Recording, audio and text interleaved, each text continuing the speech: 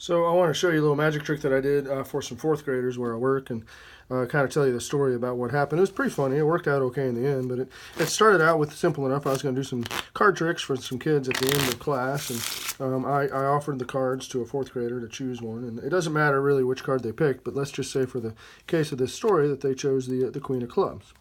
So they looked at the Queen of Clubs, put it back into the pack, and then I took the cards and I started to mix the cards and shuffle the cards. And of course they said, "Well, Mr. Schweitzer, can we shuffle the cards?" And I said, "Well, sure, why not?" And so I gave the cards to the students, and they said, "Well, Mr. Schweitzer, we want you to turn your back so you can't see where the cards are in the pack."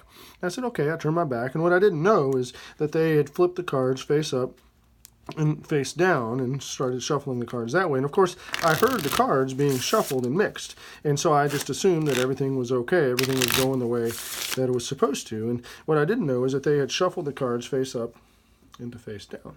So it wasn't until I took the cards back and I started shuffling them again that I could see the condition of the pack, and I really wasn't 100% sure what I was going to do at this point. So I thought about it for a minute as I shuffled the cards, and I thought, well, I could do a couple of things. And I looked at the cards, and there's some were face up and some were face down, and there were cards literally going in every single direction in the pack, and I wasn't really sure what I wanted to do.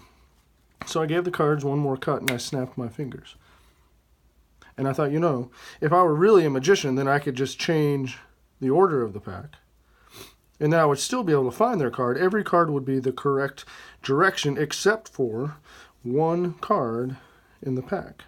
One card, that Queen of Clubs, that the students had chosen. So that's the story of a card trick I did for some fourth graders.